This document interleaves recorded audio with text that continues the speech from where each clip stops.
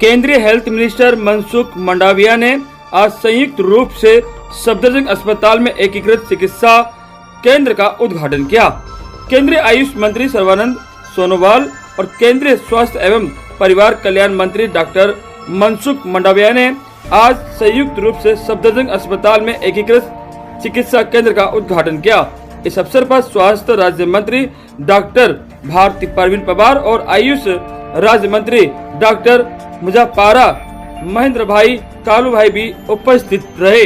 इस अवसर पर केंद्रीय आयुष मंत्री सर्बानंद सोनोवाल ने कहा कि प्रधानमंत्री नरेंद्र मोदी के नेतृत्व में आयुष और स्वास्थ्य एवं परिवार कल्याण दोनों मंत्रालय एकीकृत दृष्टिकोण को बढ़ावा देने के लिए प्रतिबद्ध हैं। मुझे श्रोताओं को सूचित करते हुए खुशी हो रही है कि कल ही अखिल भारतीय आयुर्वेद संस्थान नई दिल्ली के साथ एक समझौता ज्ञापन में प्रवेश किया, जो सफदरजंग अस्पताल के समान ही केंद्रीय स्वास्थ्य मंत्री डॉक्टर मनसुख मंडाविया ने कहा कि केंद्र सरकार भी सभी मेडिकल कॉलेजों और अस्पतालों में इंटीग्रेटिव मेडिसिन के लिए एक अलग विंग स्थापित करने की दिशा में काम कर रही है, जो प्रारंभिक उपचार के साथ पारंपरिक चिकित्सा को जोड़ती है।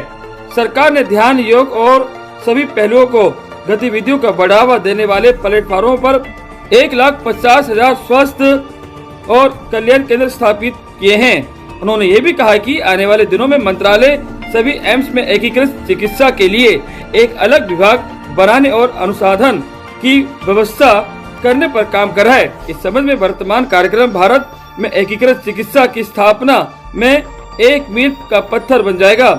वेलनेस अप्रोच समय की मांग है। स्वस्थ व्यक्ति से स्वस्थ समाज का निर्माण होता है और स्वस्थ समाज ही महान राष्ट्र का निर्माण होता है।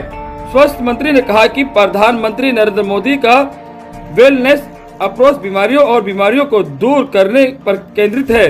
इंटीग्रेटिव अप्रोच बीमारियों को दूर रखने के लिए वेलनेस को प्रचारित करने महत्वपूर्ण भूमिका निभाने वाली है।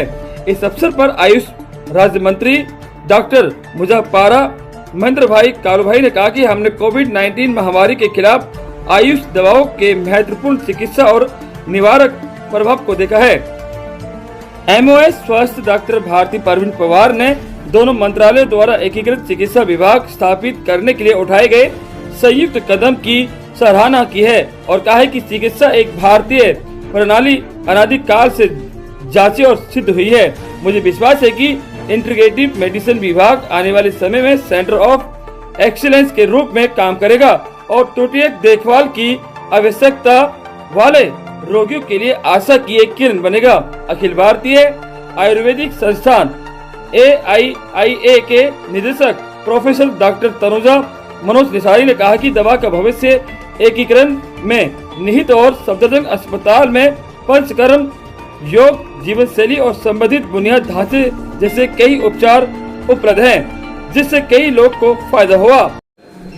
हमारे देश के अंदर अब हेल्थ सेक्टर जिस हिसाब से प्रगति हासिल की है और देश की जनता को सेवा करने में जो सफलता प्राप्त की है, इसके वजह से आज देश में नई नई व्यवस्था खड़ा करने में हम सब लगे हुए हैं।